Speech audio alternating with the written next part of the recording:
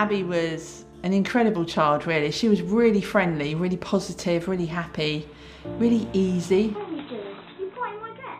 Happy, smiley, a people pleaser is how I'd describe her. So Abby was around 8 when she was diagnosed with Ewing sarcoma, which is a type of bone cancer. And I just remember it's literally your whole stomach falls out of your body. It's really that kind of, you gasp for breath. And we all sat there. I nervously looked at Dave, Dave looked at me, and Abby cried because of the word cancer. And I can remember just looking at each other, just saying, what's just happened? It was really, really shocking.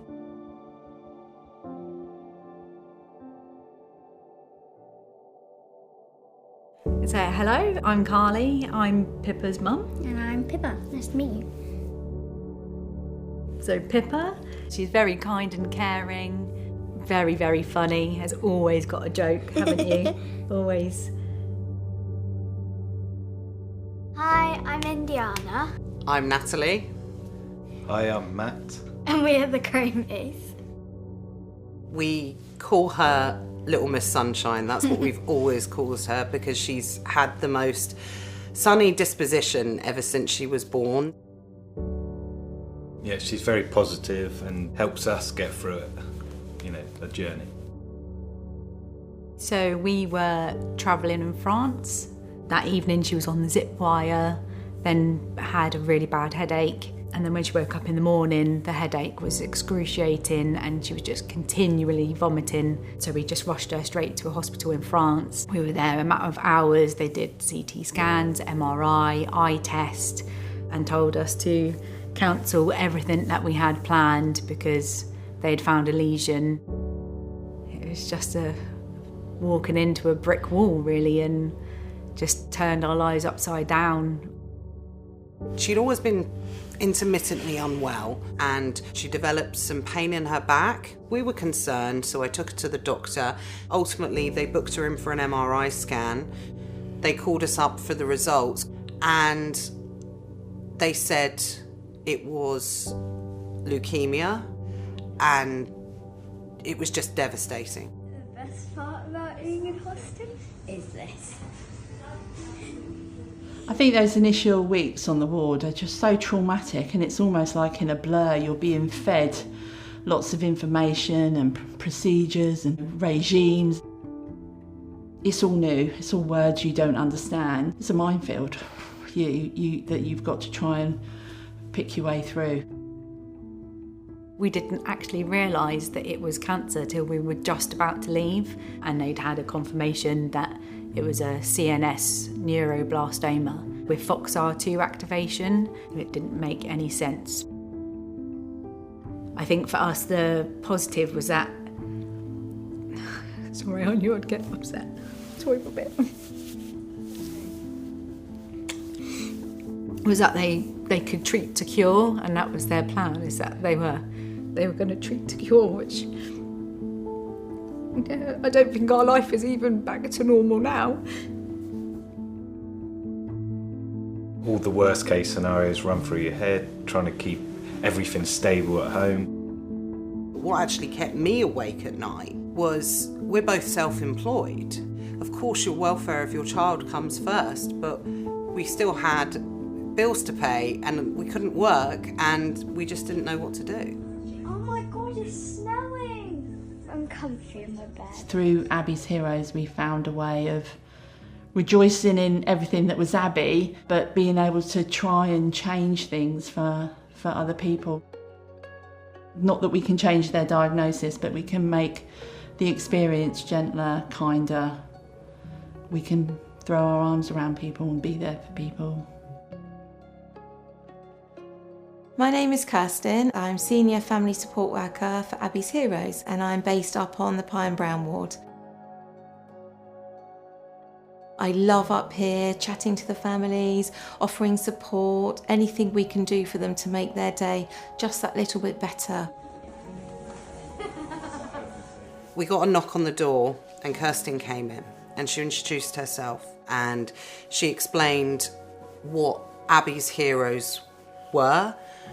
Every single time we came in, Kirsten would make herself available to talk to us, to see how we were feeling, to make us aware that you guys were absolutely there for us.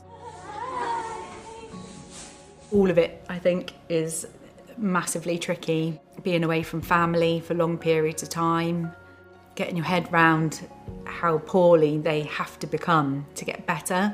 It's difficult, so having a support worker like Kirsten on the ward definitely couldn't have got through it without having that support there and knowing that there's somebody there to talk to.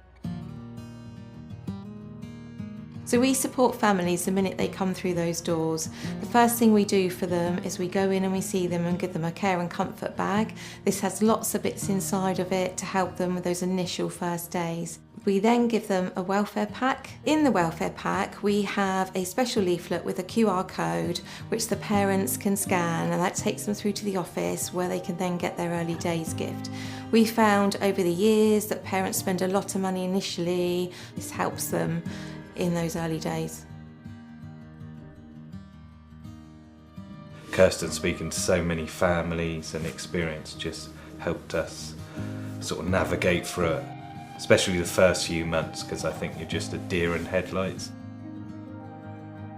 I think it's really important to support smaller local charities because it's much easier to see or know where the money is going. It's staying local, it's supporting local families, it's supporting your friends and your family who find themselves walking through the doors of the Pye and Brown ward.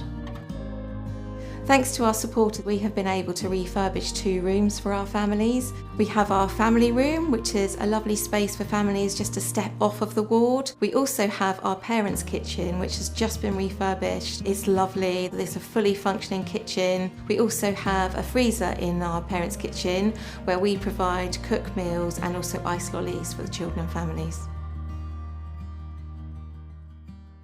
When we phone a family back up after they've applied for a grant and they're successful, the first thing that happens is most of them are very emotional. They're very emotional that a stranger is somehow paying for their car to be serviced or their boiler to be fixed. Abby's Heroes financially supported us with a grant at the very early parts of her diagnosis. Yeah, it was just taking the pressure off straight away. We felt we had help, didn't we? Yeah, And we felt we weren't alone. London's very, very expensive. The idea of going to Having Proton anyway, so for Abby's Heroes to give us a £600 grant so that we could park close by, that really was a big weight off of our shoulders. What I'd really like to say to the people that have supported the charity over the last 9 years is that I'm super proud. We can't do it without your support. Nothing gives me more pleasure than watching people take part in a challenge and to know that you're supporting local children and local families. Abby's Heroes are on the front line with the families, so you get support straight away rather than all the red tape and things of bigger charities that a lot of the money doesn't funnel down to the children.